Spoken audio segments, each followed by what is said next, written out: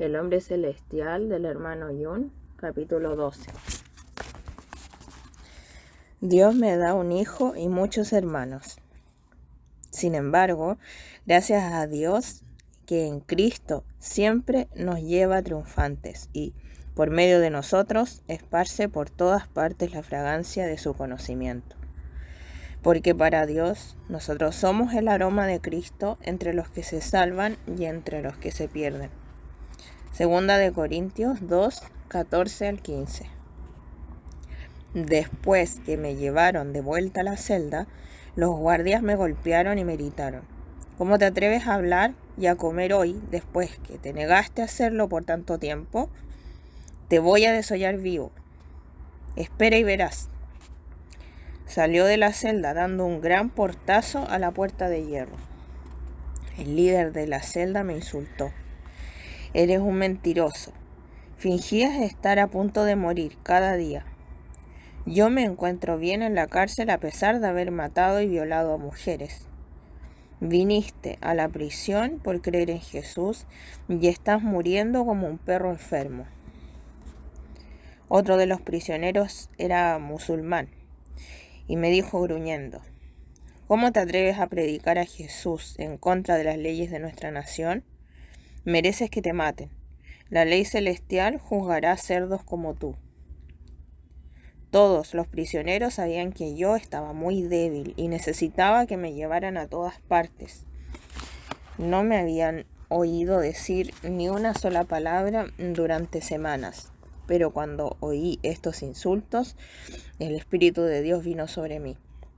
Me puse de pie, para asombro de muchos, y proclamé en voz alta: Compañeros de prisión, tengo para ustedes un mensaje del Señor. Por favor, escuchen con atención. Todos quedaron asombrados de que me pudiera parar y hablar con aquel poder y autoridad. Yo era solo un saco de huesos. Habían estado apostando sobre cuándo moriría, pero ahora estaban allí entre ellos hablando con voz fuerte. Les dije: Amigos, Dios me envió aquí especialmente por el bien de ustedes. Desde el primer día que entré aquí, les dije que era un pastor que cree en Jesús.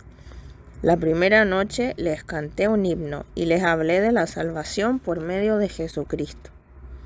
Todos me han observado de cerca y saben que no he comido ni un grano de arroz, ni he bebido una gota de agua durante 74 días. Les pregunto: ¿quién ha visto alguna vez, en más de varios miles de años de historia, a alguien hacer esto durante 74 días y vivir? ¿No se dan cuenta que este milagro es una demostración del gran poder de Dios y su protección sobre mí? Ahora mi Señor me ha permitido pararme delante de ustedes para decirles que Jesús es el Dios vivo y verdadero. ¿Cómo se atreven a seguir pecando y haciendo cosas malas? Amigos, ¿cómo van a escapar del infierno cuando llegue el día del juicio? Solo Jesús puede perdonarlos. En este día el Señor tiene misericordia de ustedes y les brinda una oportunidad para que se arrepientan y reciban el perdón de sus pecados. Todos ustedes deben arrodillarse ante Jesucristo, confesar sus pecados y pedirle a Dios que los perdone.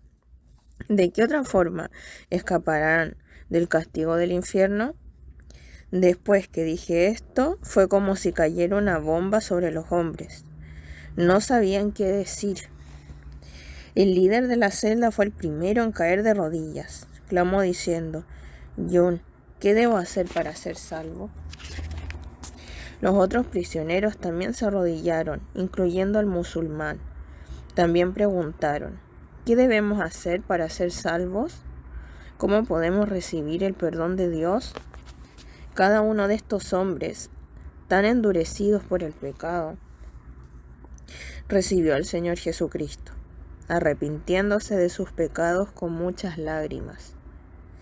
También se sintieron culpables por la forma en que me trataron. Les perdoné de la misma manera que José perdonó a sus hermanos. Les animé diciéndoles: Es verdad que ustedes pensaron hacerme mal, pero Dios transformó ese mal en bien para lograr lo que hoy estamos viendo, salvar la vida de mucha gente. Génesis 50:20. Debido a que no teníamos a nuestra disposición mucha agua para bautizarlos, usé unas pocas gotas para bautizar a cada uno de ellos. Uno de los guardias de la prisión, que estaba afuera en el pasillo, oyó la conmoción y corrió a la puerta. Se quedó clavado al suelo por varios minutos sin decir una sola palabra, asombrado por completo por lo que veía. Toda la atmósfera de la celda se transformó de forma drástica.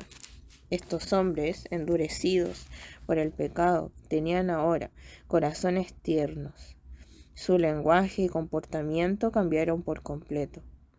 Antes reinaban el odio y el egoísmo en la celda número 2. Ahora reinaban el gozo y la paz. Durante días estos hombres iban de un lado a otro con lágrimas en sus ojos, maravillados de cómo el Señor había derramado su misericordia sobre ellos. Cuando les permitían salir al patio, aprovechaban cada oportunidad que se les presentaba para hablar del Evangelio con los prisioneros de otras celdas. De esta manera, el Evangelio se extendió por toda la prisión y muchos se arrepintieron y creyeron en el Señor.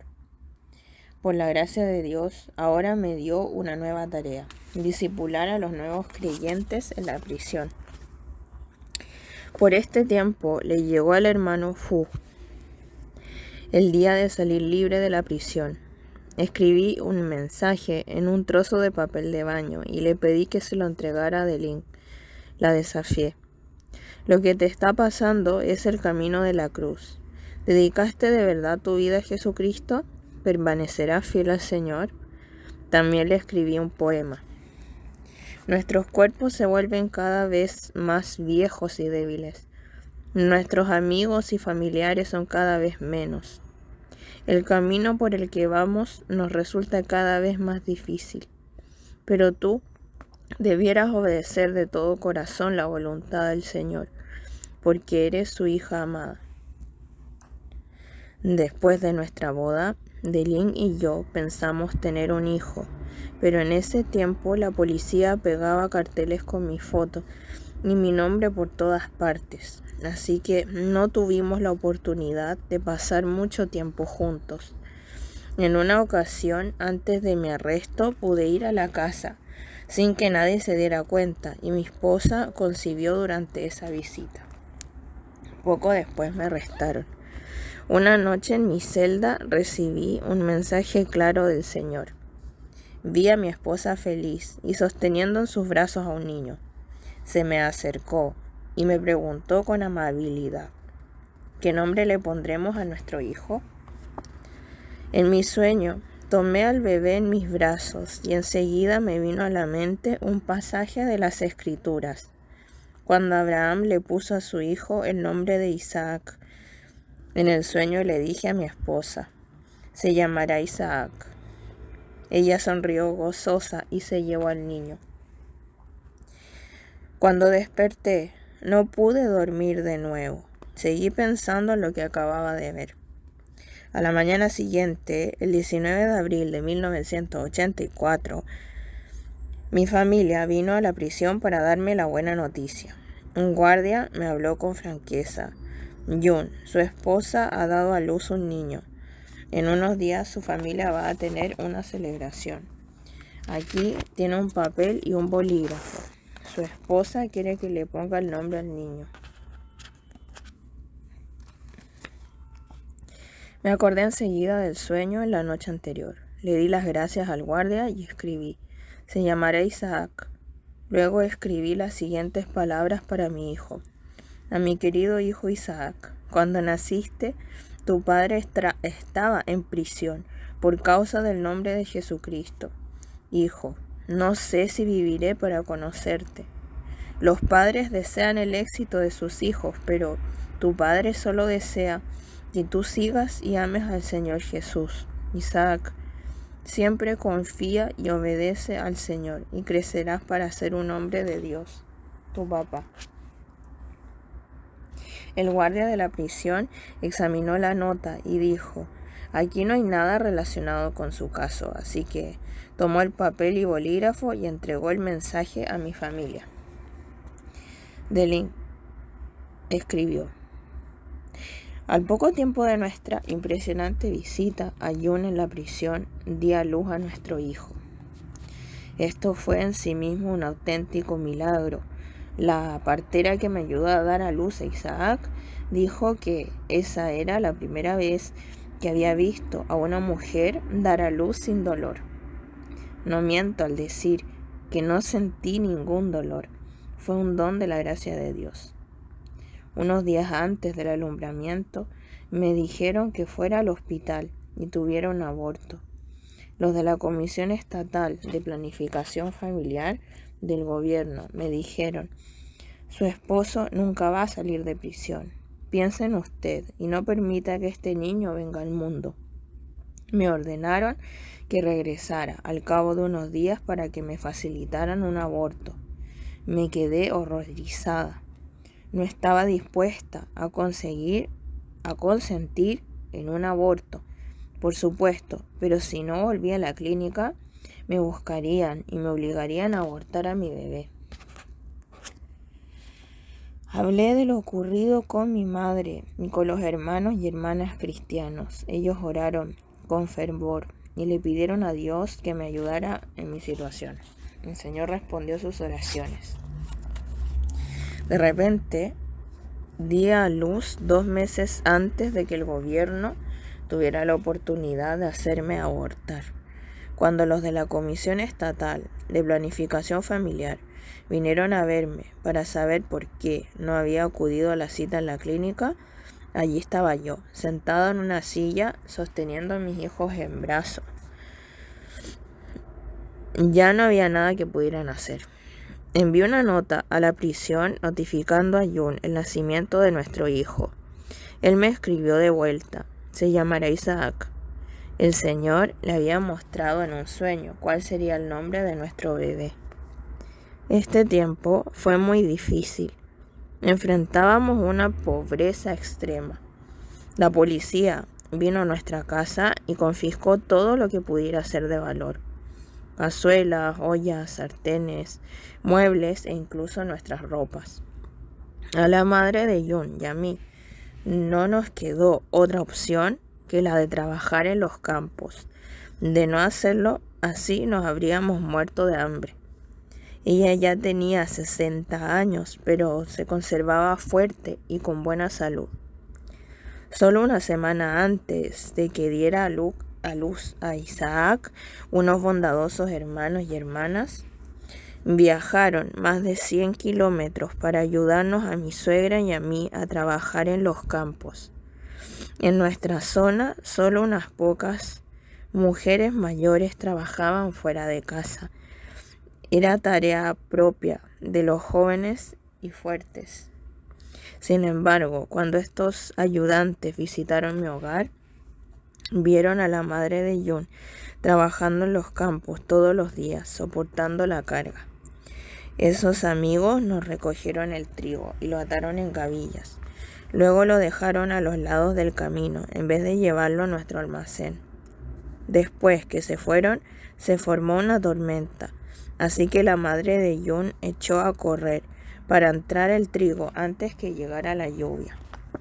Mientras tronaba, la gran carreta de madera donde ponía el trigo la madre de Jun se volcó y cayó sobre ella. Uno de sus brazos y una de sus piernas quedaron atrapados bajo el peso de la carga. Quedó allí atrapada en un surco de barro por bastante tiempo, empapada con la lluvia que caía. Yo estaba dentro con mi hijo recién nacido, sin enterarme de lo sucedido. A la madre de Jun se le fracturó un brazo y se le magulló bastante un muslo. Eso fue un completo desastre. Ya no podía con más. Mi esposo estaba en la prisión. La mayoría de nuestros amigos y familiares nos habían olvidado. Estaba ocupada con toda la tarea de un hijo recién nacido, y ahora la madre de Yun había quedado malherida. Un día me mareé y me desmayé en el campo por el agotamiento excesivo. Después de un largo rato recuperé el sentido y empecé a llorar al darme cuenta de que mi propia familia me había repudiado y mi cuñada y mis vecinos me habían insultado. Elevé mis ojos al cielo y empecé a cantar el Salmo 123. Hacia ti dirijo la mirada, hacia ti, cuyo trono está en el cielo. Así dirigimos la mirada al Señor nuestro Dios, hasta que nos muestre compasión. Compadécenos, Señor, compadécenos. Ya estamos hartos de que nos desprecien. Ya son muchas las burlas que hemos sufrido. Muchos son los insultos de los altivos y mucho el menosprecio de los orgullosos. Yun. Durante este tiempo de persecución nos metieron en prisión a 9 colaboradores de nuestra iglesia y a mí. Entraron en las casas de muchas familias cristianas para registrarlas y las multaron por tener Biblias y otros materiales cristianos. Muchos creyentes estaban atemorizados, pero el Espíritu Santo calmó sus temores y dio nueva dirección a la iglesia. Una fresca brisa de avivamiento sopló bien fuerte. Las reuniones de oración duraban toda la noche y muchas almas somnolientas despertaron. Las señales y los prodigios eran comunes. Muchos llevaban los enfermos a las casas e iglesias y se sanaban. Los que padecían de enfermedades mentales o estaban poseídos de demonios encontraron completa sanidad y liberación en el nombre de Jesús. Los cristianos que estábamos todavía en prisión descubrimos que el testimonio era más poderoso debido a las fervientes oraciones que muchos hacían por nosotros. Por consiguiente, un sinnúmero de prisioneros conoció al Señor. Muchos funcionarios del gobierno y miembros del Partido Comunista recibieron a Jesús en ese tiempo. Algunos incluso empezaron a testificar con valor por el Señor. Hay un templo llamado el Templo Budista de Hierro, a unos 10 kilómetros de nuestra casa. La hermana Sí vivía en ese lugar. Su esposo, un hombre acaudalado, no era creyente. Es más, adoraba a los ídolos y no estaba dispuesto a oír el consejo de su esposa de olvidarse de los dioses falsos y adorar a Jesús. Su hijo sufría de una enfermedad grave que ningún médico podría tratar. Este hombre rico, que tenía parientes trabajando en altas posiciones del gobierno, les pidió a los creyentes que fueran a su casa para tener una reunión de oración por su hijo. Docenas de cristianos acudieron. En esa misma noche, el hermano Fong fue en bicicleta a ese pueblo para dar a conocer a los creyentes los resultados de la visita que me hicieron en la prisión. Los cristianos quedaron muy conmovidos al saber de mi ayuno y sufrimiento. Todos clamaron en oración por mí y se olvidaron de orar por el niño enfermo. El esposo de la hermana Sí se quejó. Hoy les he invitado para que vinieran y oraran por mi hijo. ¿Quién es Yun? No comió nada durante 74 días y todavía está vivo. ¿Cómo es eso posible? ¿Es un dios? Luego les mandó a todos: dejen de llorar por este Yun, por favor, oren ahora por mi hijo, en el nombre de ese Jesús en el que confía Yun. Si ese Jesús ayuda a mi hijo, usaré los contactos en el gobierno para ayudarla a salir de la prisión. Para su gloria, Dios escuchó las oraciones de esos hermanos. El niño se sanó enseguida, esa misma noche. Toda la familia recibió a Jesús. El esposo de la hermana Sí movilizó a todo el pueblo para que escucharan el Evangelio y la mayoría de sus habitantes entregaron sus vidas a Dios. Más tarde, cuando me soltaron de la prisión, visité ese pueblo y escuché esta historia de la boca de las personas que lo vivieron. Un día la hermana Tsi le dijo a su esposo: me enteré que la esposa de Yun dio a luz hoy. ¿Por qué no visitas a esa familia? Pero procura llevarles un regalo. Este es el hijo de Yun, cuyo Dios sanó a nuestro hijo y salvó tu alma. Ese mismo día llevó muchos regalos para mi familia. Cuando vio por primera vez a mi madre, dijo: señora, usted no me conoce, pero le traigo estos regalos como expresión de agradecimiento. Ninguno de ustedes me conoce, pero déjenme que les cuente una experiencia. Delin estaba descansando en su cuarto. Cuando oyó a este hombre hablar, se levantó y salió a escucharlo. Él contó en detalles todo lo sucedido, cómo el Señor en su misericordia sanó a su hijo y salvó a la mayoría de las familias en el pueblo. Todos juntos dieron gracias a Dios. Mi familia le suplicó que visitara a sus parientes en el gobierno y consiguiera que yo pudiera recibir noticias del nacimiento de mi hijo. El esposo de Tsi tenía un primo que trabajaba como guardia armado en la prisión. Era uno de los guardias que había usado la porra eléctrica para torturarme y que me había arrojado al excremento humano. Este hermano, recién convertido, fue a ver a su primo y le dijo: Yun es un familiar mío, se refería a hermano en Cristo. El Jesús en el que él cree Yun es el Dios vivo y verdadero. Cuídalo y trátalo bien. El guardia se sintió avergonzado de lo que me había hecho. Era un hecho bien conocido en toda la prisión y también entre los agentes del БСП que yo había ayunado durante 74 días sin comer ni beber nada. A partir de ese momento, las cosas mejoraron bastante para mí en la prisión. Dejaron de perseguirme e incluso me promovieron a ser el líder de mi celda.